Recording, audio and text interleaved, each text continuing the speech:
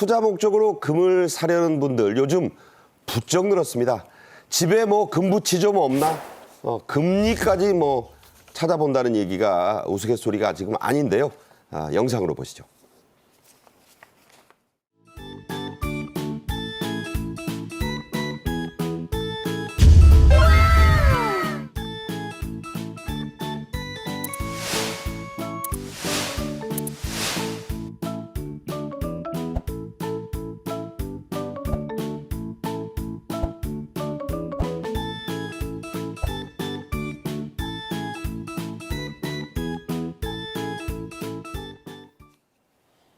네, 방금 보셨지만 이 금은방에서만 금을 사고 파는 시대 이미 지났습니다.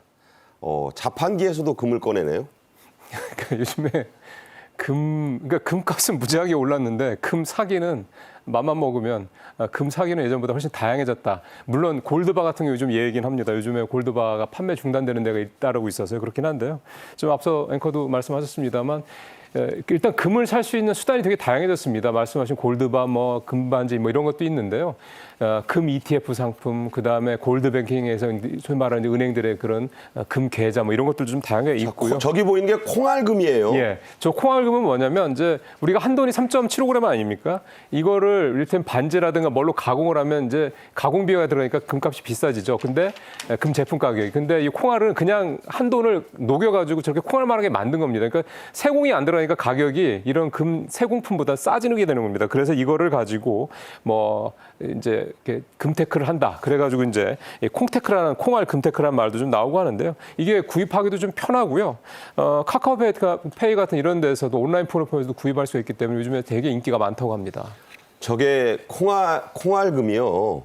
한 컵이면 밥에 넣으면 얼마 안 되는데 요즘 값이 엄청납니다. 예, 한 돈이 60만 원이 넘는 알아본 거예요. 적이 있습니다. 네. 6년 전에는 영국에서 황금 변기 도난 사건이 났었고 우리나라에서는 도난 홍역을 치렀던 황금 박쥐상도 있었습니다.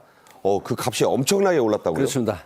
그 2019년대 영국 옥스퍼드 블레엄궁 인스턴 처칠이 태어난 곳으로도 유명한 곳이죠. 여기에서 3인조가 차량을 이용해서 결국은 이걸 훔쳤는데 영국 경찰이 체포가 됐습니다. 그렇게 돼가지고 재판을 진행 중인데 그 당시 98kg의 이 금이거든요. 이 부분이 결국은 화제가 요즘 들어서 되고 있고요. 또 하나는 한평의 황금박쥐상. 그건 이제 나비축제 때 봤는데 그렇습니다. 그림으로 사실 이게 대단하더군요. 2019년도에 또 3인조가 절도를 시도를 했다가 저거예요? 예. 그래서 결국은 그 황금박쥐 절도 시도 이후에 지하실에 상시 공간을 하지 않았다가 작년에 나비 축제에 이제 의해서 상시 공개로 지금 전환이 됐는데 이 부분이 지금 어마어마하게 올랐습니다. 10배 넘어요. 예. 이게 지금 261억 짜리가 결국은 10배 가까이 치솟아 버린 거예요. 그러니까 261억 원으로 오른 거죠. 그렇죠. 네. 오른 상태가 돼버린 거죠. 20매덕이었는데. 예. 그래서 이제 이런 부분이 지금 금값이 치솟으면서 여러 가지 대내적으로 화제가 되는 그런 내용들입니다. 네. 한평 군수님은요. 저거 샀던 분은 한평에 10배의 투자 순익을 남겼습니다. 물론 운도 좀 따랐어요. 자, 금 사재기 열풍이 불자 이 골드바 이거 구하기는 어려워졌다고요? 예, 앞서 잠깐 언급드렸던 것처럼 조폐공사도 판매 중단했고 일부 은행들도 판매 중단할 정도. 그러니까 이게 결국은 경제적으로 보면 수요와 공급이 깨졌기 때문입니다. 원래 적정선을 유지하다가 수요가 너무 갑자기 폭증을 하니까 공급이 달리면서 나타난 이런 현상이 되어 있고 지금 국제 국내 금값 차이도 나타나지만 이게 소위 말해서 이제 우리 국내에서 파는 금가격이 국제 금가격보다 21% 더 비싸다 이런 얘기가 되는 거 아니겠습니까? 마치 코인처럼 김치 프리미엄이 지금 그러니까 금에도 그대로 좀 발휘되고 프리미엄이 그런 없었어요. 거죠. 그러니까 우리나라에서 살 땐 더 비싸게 금을 사야 된다. 비싼 값에. 이게 좀 손해 보는 건데 우리는 앉아서 결국은 이런 상황이 좀 되는 건데요. 이게 이제 잠깐 이랬고요. 지금은 한 1% 중반 정도로 프리미엄 가치가 이렇게 많이 떨어졌다고 합니다. 그래도 더 비싼 거는 어쨌든 우리한테는 손해니까 이 정도로 좀 우리나라에서 금 확보 좀 경쟁이 치열하다 이렇게 봐야 되는 겁니다. 네. 자, 금값의 이런 고공행진의 불똥이 다이아몬드로 튀었다는 얘기가 나와요.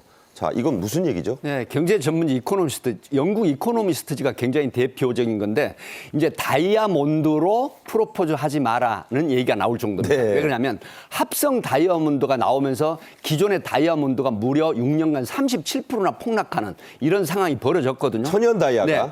그런데 결국은 1캐럿에 2만 원에서 3만 원까지 떨어질 것이다. 이런 전망을 했어요. 15, 한 20불까지. 그렇습니다. 최소한 다이아몬드를 가지고 프로포즈하는 게 정말 어떤 로망이었지 않습니까? 그런데 시대가 바뀌면서 다이아몬드 값이 급락을 하면서 합성 다이아몬드가 대세를 이루고 있다라고 해서 다이아몬드를 가지고 프로포즈하지 말라는 이건 이코노미스트지의 보도가 굉장히 눈에 들어오는 대목입니다.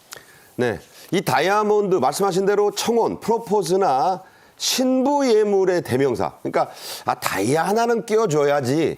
그 알이 중요하잖아. 이런 말 참 많이 했었거든요. 자, 이런 풍속. 요즘에는 싹 달라졌다고요?